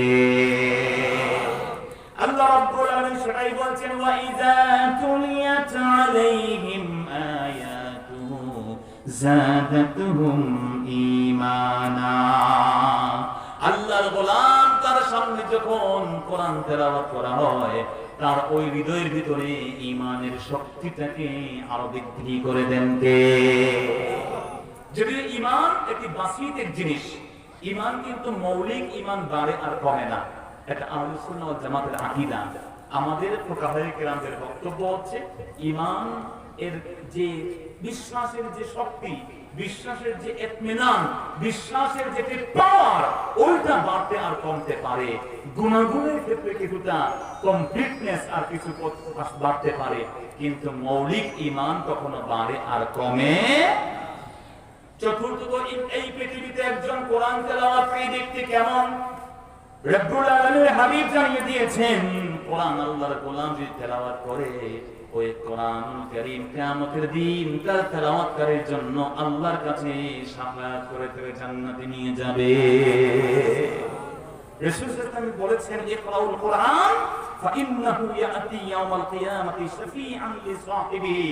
বেশি বেশি করে কোরআন কারীম পড়ো।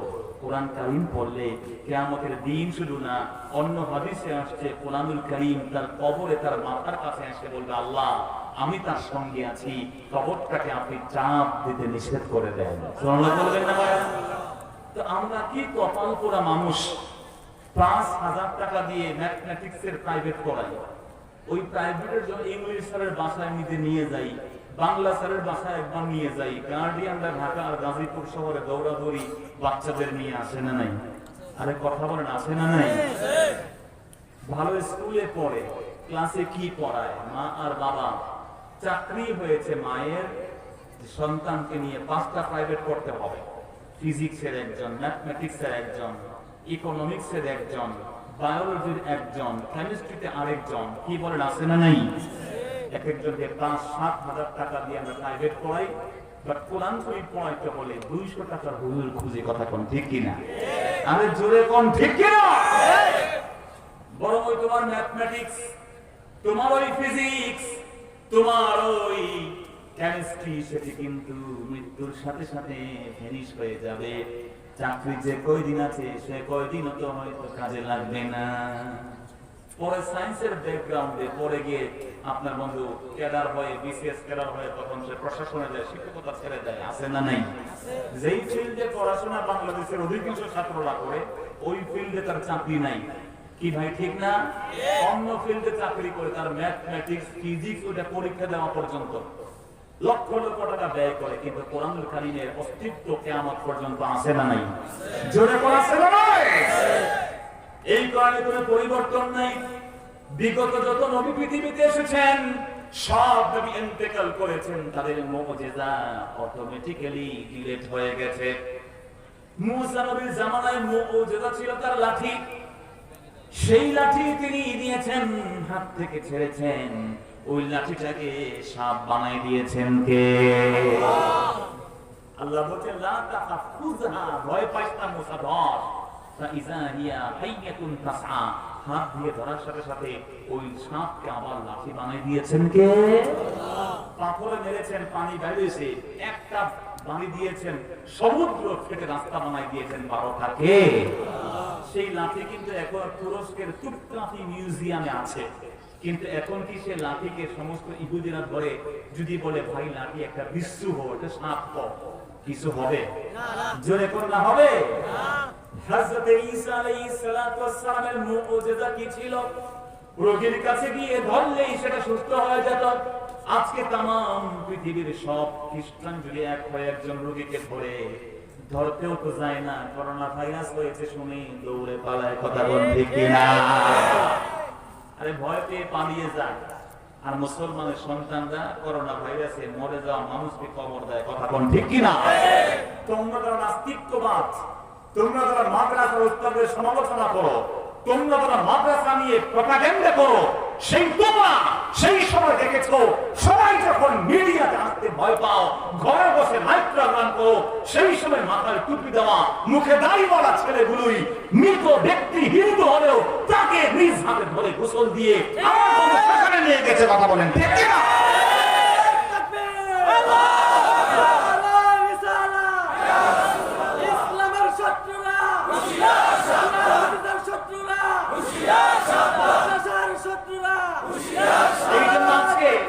আপনি দেখবেন তাদের সমস্ত অ্যালার্জি হচ্ছে টুপি, দাড়ি আর পাঞ্জাবিতে। কথা বলেন ঠিক কি না? কিন্তু আমার নবী কি এই অ্যালার্জি গুলোর কারণে সুন্নতকে ছেড়ে দিয়েছেন? আরে হিম্মত দিয়ে বলেন ছেড়ে দিয়েছেন?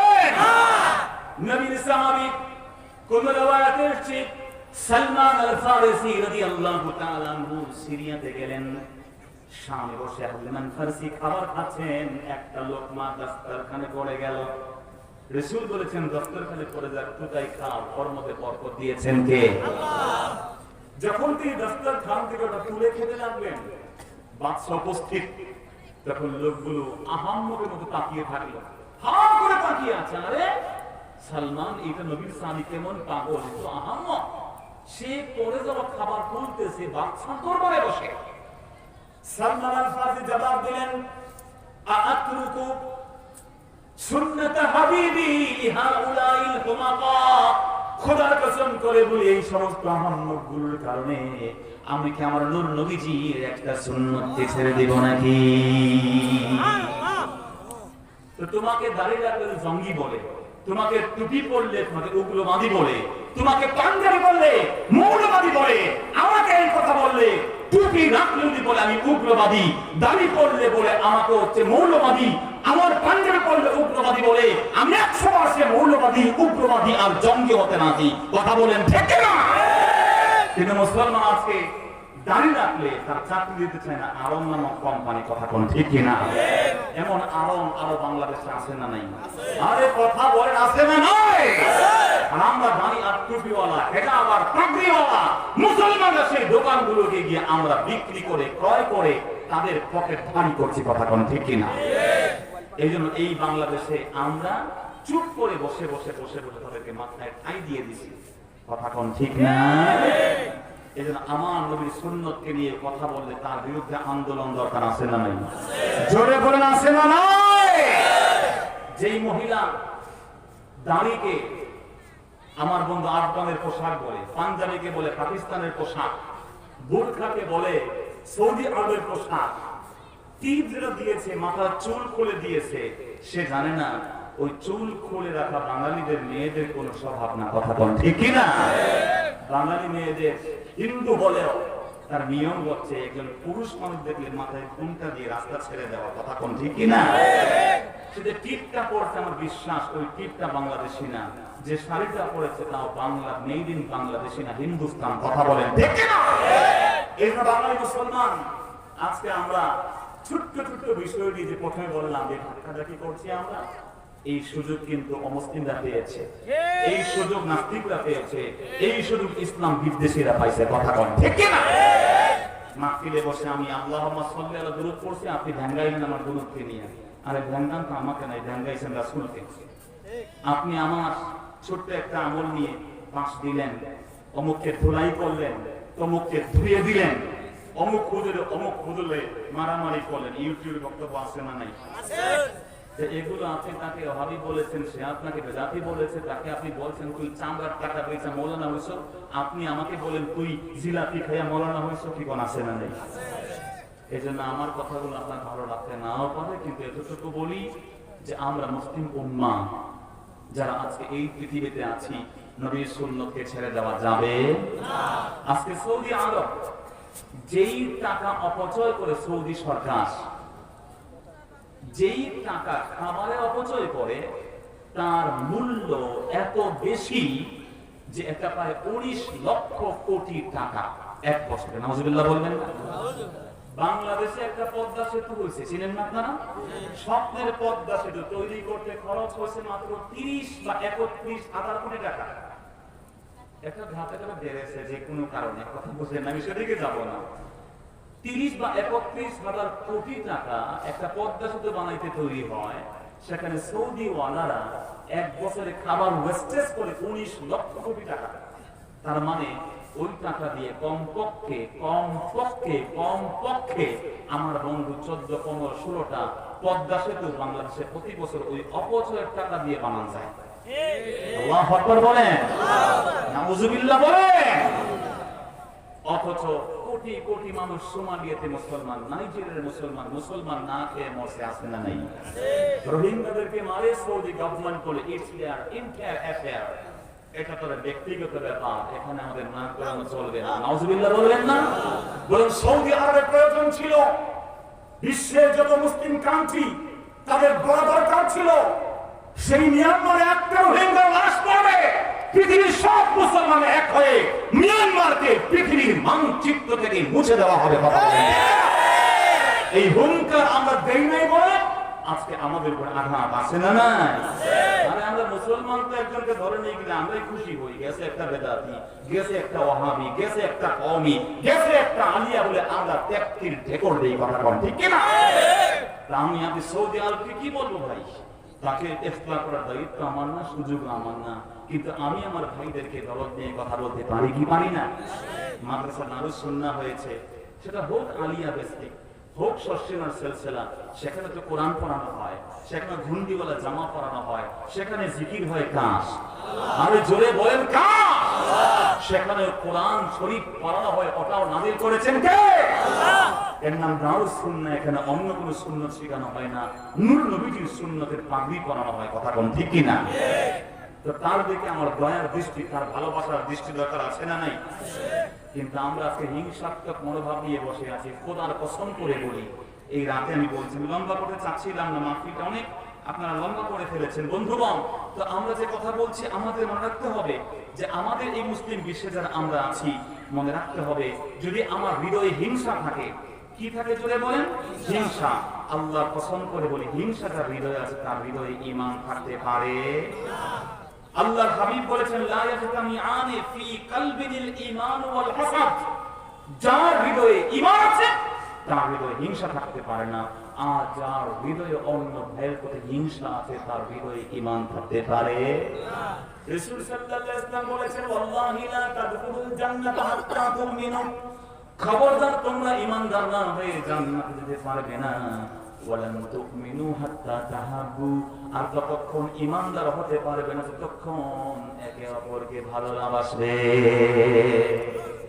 ভাই কথা বুঝেন আমার? জি। হাদিসটা কিন্তু খুব সহজ, বাট এটা আমলটা আমার মধ্যে আছে কিনা আপনি বুঝিয়েন তো। রাসূলুল্লাহ বলেছেন, তুমি ঈমানদার না হয়ে জান্নাতে যেতে পারবে না।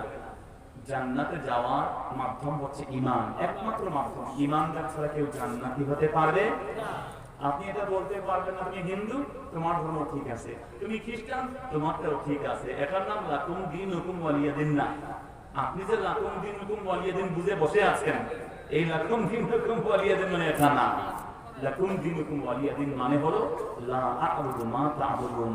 তুই যে ইলাহের ইবাদত করো, লাত, মানাত, উজ্জা, সরস্বতী, দুর্গা, তার পূজা আমার জীবন গেলেও করব না। কথা বলেন ঠিক কি না? রাসূল সাল্লাল্লাহু আলাইহি ওয়াসাল্লামকে তারা বলেছে, ইয়া মুহাম্মদ তাআল না'বুদু ইলাহাকা সানা ওয়া তা'বুদু আলিহাতানা সানা। চলো মুহাম্মদ, তোমাদের সাথে একটা ঐক্যমত করি, মারামারি করে লাভ কি? একটা ঐক্যমত করি কি, তুমি আমাদের লাত, মানাত, উজ্জা এদের পূজা 1 বছর করবে, আমরা তোমার আল্লাহর পূজা 1 বছর করব। রাসূলকে মেনে নিয়েছিলেন? নাউজুবিল্লাহ বলবেন না ভাই? তার মানে লাকুম দীনুকুম ওয়ালিয়া দিন মানে ধর্ম যার, উৎসব সবার, এই কথা বললে ঈমান থাকবে না। জোরে কোন থাকবে না? মুসলমান তো বলে দিবে, লা আ'বুদু মা তা'বুদুন। খোদার কসম, তুমি তোমার ধর্ম পালন করো, তোমার দুর্গাকে আমি গালি দিব না, কিন্তু খোদার কসম মুসলমানের কল্লা কেটে মাটিতে ফেলে দেওয়া হবে, তবু সে কল্লাটা নিচে হবে একজনের সামনে। জুড়ে বলেন তিনি কে? লাকুম দীনুকুম মানে তো এটারে ভাই, লাকুম দীনুকুম ওয়ালিয়া দিন মানে তোমার পূজায় গিয়ে আমি পার্টিসিপেট করব, তুমি আমার ঈদের নামাজ পড়বা, বিষয়টা এমন নয়। এজন্য মুসলমান ভাইরা মনে রাখবেন এই বিষয়গুলো খুব কেয়ারফুলি, যে আমরা মুসলিম উম্মাহ, রাসূল শিখিয়ে দিয়েছেন ঈমান রাখবে জান্নাতে যেতে হলে। অন্য কোন ধর্ম সঠিক এটা বলার কোনো সুযোগ নেই। সে তার ধর্মীয় স্বাধীনতা আছে, প্রতিপালন করুক, বা ধর্ম একটাই সঠিক, তার নাম কি? আরো জোরে কি না? এই কথা আমি বললে যে আল্লাহকে আপনি ঈমান এনেছেন, সে আল্লাহ বলছেন ইন্নাদ দীনা ইনদাল্লাহিল ইসলাম, ধর্ম একটাই সঠিক, তার নাম কি? জোরে বলে ইসলাম। আল্লাহ আরো জানিয়ে দিয়েছেন ওয়াইয়াবতাগি গায়রাল ইসলামি দীনান ফালান ইউকবাল মিন, ইসলাম ছাড়া অন্য কোন ধর্মকে প্রতিপালন করলে তা আল্লাহর দরবারে কবুল করা হবে মুসলমান বন্ধুরা আমার, রব্বুল আলামিন জানিয়ে দিয়েছেন, রাসূল জানিয়েছেন, ঈমানদার হতে হলে, ঈমানের পরিচয় পেতে হলে একে অপরকে ভালোবাসতে হবে, একে অপরকে ভালো না বাসলে ঈমানদার হওয়া যাবে।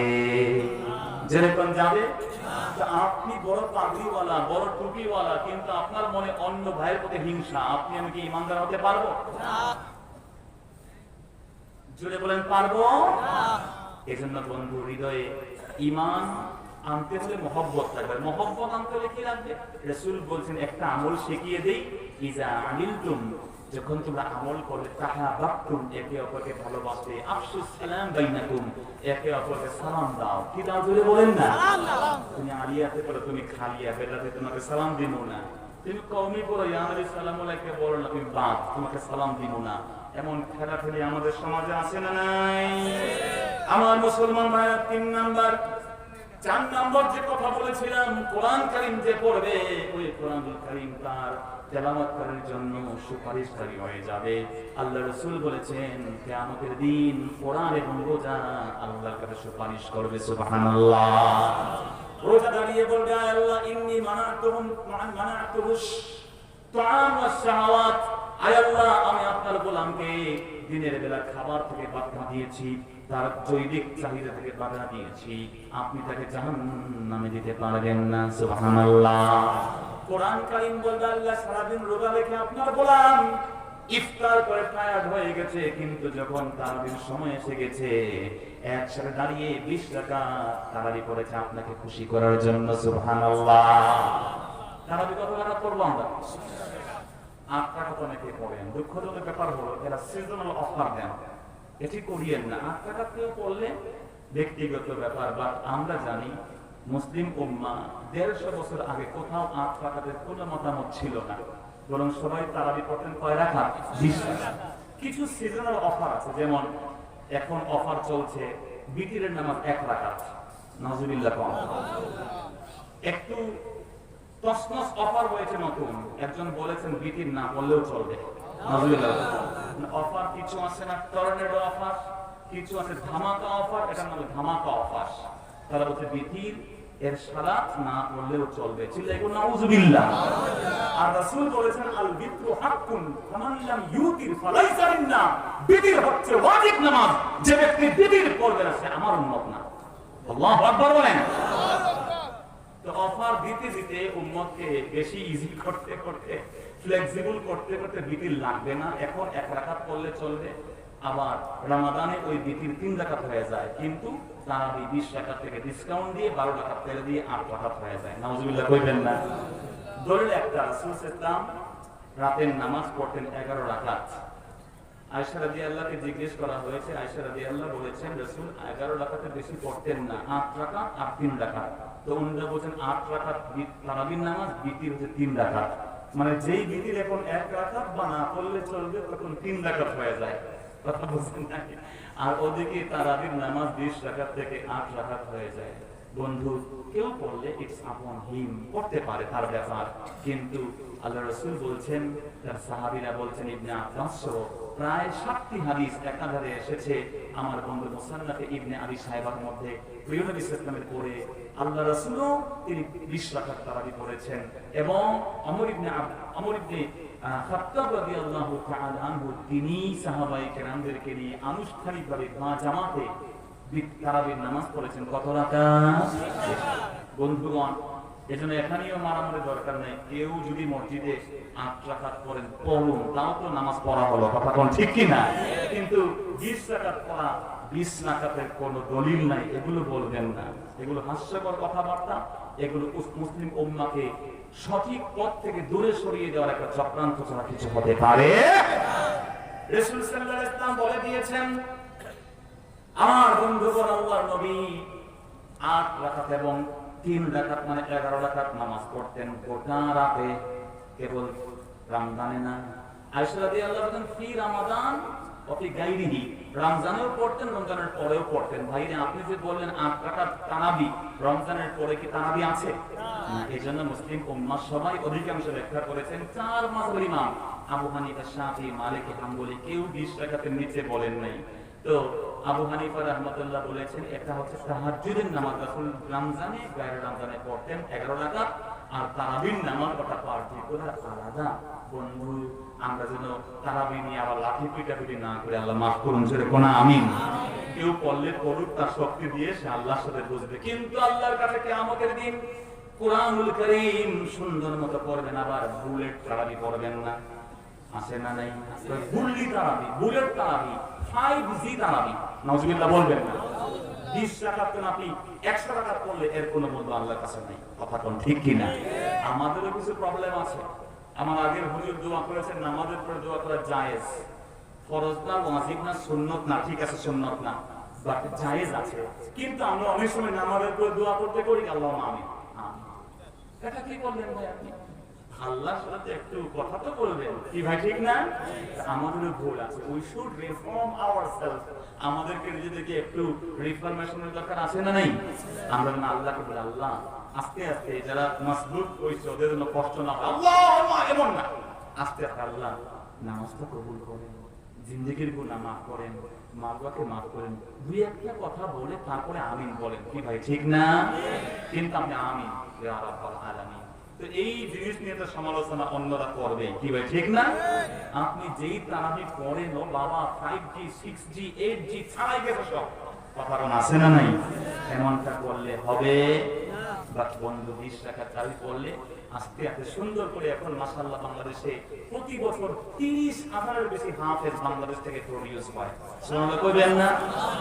প্রতি বছর কত হাজার? বেফাক কামি মাদ্রাসার যে বোর্ড, সেখান থেকে প্রায় 17,000। আল্লাহু আকবার। পাশাপাশি আলিয়া মাদ্রাসা আছে, সারসিনা আলিয়া মাদ্রাসা, 3,000 ছাত্র এট এ টাইম পাগড়ি পরে নামাজ পড়ে, কাকে খুশি করার জন্য। ঢাকা শহরে আমরা যেখানে নামাজ পড়াই, মুহাদ্দিসগিরি করি, যেখানে আমরা পড়াই, এখানে 8,500 ছাত্র আছে। আল্লাহু আকবার বলেন। শফিউল্লাহ ফুয়াদ সাহেব কামি মাদ্রাসার বড় আলেম, তিনি আমাদের মহব্বত করেন। মারকাজের মুফতি আব্দুল মালিক সাহেব বাংলাদেশের সেরা আলেম, তারা আমাদেরকে মহব্বত করেন, আমাদেরকে এমন তিরস্কার করেন না যারা এই যে দুরূদ শরীফ নিয়ে উল্টা পাল্টা করেন, এগুলো আমরা করেন না। তারা জানেন যে আমরা যেগুলো করছি এর বেস আছে, এর একটা নির্ভরতা আছে। বন্ধু, তারা আমাদেরকে মহব্বত করেন। দারুন নাজাতে আমার ভাই ওয়াহিদুজ্জামান সেখানে দীর্ঘদিন ছিলেন, তিনি বলবেন ভালো করে, সেখানে আপনি যে কোনো দিন যান দেখবেন 5 ওয়াক্ত নামাজে ছেলেরা পাগড়ি পরে, কালো পাগড়ি পরে, গুন্ডি জামা পরে, একবার গোল পাঞ্জাবি পরে, কমপক্ষে 3.5 থেকে 4,000 ছাত্র হোস্টেলে থাকে, তারা নামাজ পড়ে। এখানে বুখারী, তিরমিজি, মিশকাত, জালালাইন, হেদায়া, এই 5টা কিতাব শিক্ষকরা তাকরীর সহ, ইন্টারপ্রিটেশন সহ আমরা পড়িয়ে শেষ করি। আল্লাহু আকবার বলেন। খতম মানে ধরে খালি দাও দেই তা না, এই 5টা কিতাব কামা কানা হাক্কুল পড়ানোর চেষ্টা আমরা করি। তো আপনি সেখানে যাবেন, বুঝবেন, ঘুরবেন, না জেনে যদি আপনি বলেন এখানে কিছু নাই, আলিয়া মানে খালিয়া, এটা তো একটা তিলকা ইজান কিসমাতুন দিজা, এটা একটা অসম বন্টন হয়ে যাবে। আল্লাহ পাক বোঝার তৌফিক দান করুন, আমিন। আমি শেষ করছি কোরআন কারীমের দুই একটা ফজিলত বলে।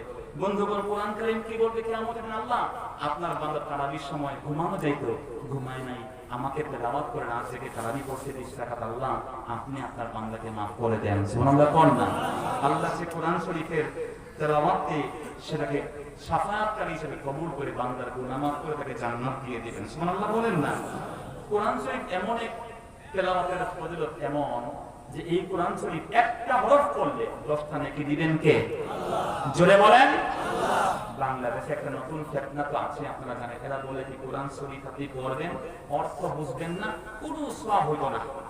নাউজুবিল্লাহ। আমি একটা বলি, কোরআন শরীফ বুঝে পড়লে 100 গুণ সওয়াব হবে, কিন্তু না বুঝে পড়লেও সওয়াব হবে রে ভাই। আচ্ছা আপনি বলেন, আমার এক ভাই উকিল মানুষ, উকিলরা তো তর্ক করতে ভালোবাসে, ঠিক কি না? তো আমি কিন্তু বহস পছন্দ করি না, বহস করিও না।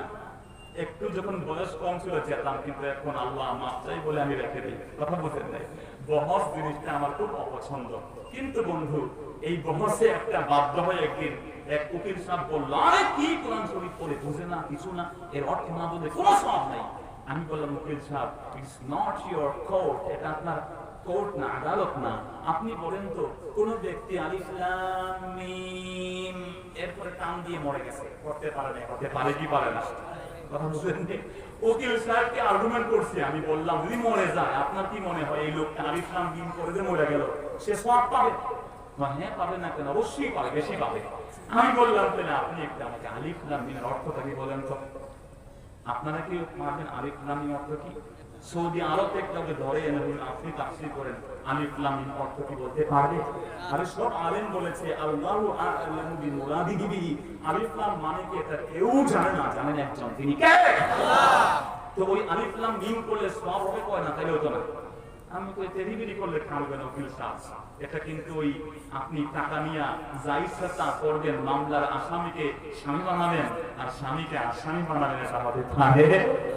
বরং রাসূল বলেছেন, মান ক্বারা আলিফ লাম মিম, তুমি যে কথা বলেছো তা যেমন ভুল। রাসূল বলেছেন যে আলিফ লাম মিম বললাম, আমি বলছেন আলিফ লাম মিম একটা হরফ, তিনি বলছেন আলিফ লাম মিম করলে সওয়াব হবে না। রাসূল বলছেন, আমি বলছেন আলিফ একটা হরফ, আলিফ লাম উচ্চারণ হচ্ছে না ভাই, লিখতে কিন্তু একটা শব্দ, কিন্তু রাসূল বলছেন আলিফ একটা হরফ, লাম একটা হরফ, মিম একটা হরফ, 330 গুণ সওয়াব দিবেন তার আমলনামায় কে? আল্লাহ। আমি এটা আবারও বলি, আপনি যে দরদ দেখাচ্ছেন কোরআন শরীফ অবশ্যই বুঝে পড়া উচিত, বা বুঝে না পড়লেও যদি আমরা সকলে মনে করি কোরআন শরীফ না বুঝে পড়লে সব হবে না, আমার বন্ধু বাংলাদেশের 90% মানুষ কোরআন শরীফ পড়া বাদ দিয়ে দিবে। কথা কোন ঠিক না? এটা কি শত্রুতা নাকি আপনারা বুঝে নিয়েন, কিন্তু এই কথাগুলো যারা বলেন একটা জায়গা থেকে বলেন, আল্লাহ তাদেরকে বুঝদান করে জোরে কোন আমিন। কোরআনুল কারীম যারা তেলাওয়াত করবেন তাদের উপরে আল্লাহ পাক রহমত নাযিল করবেন।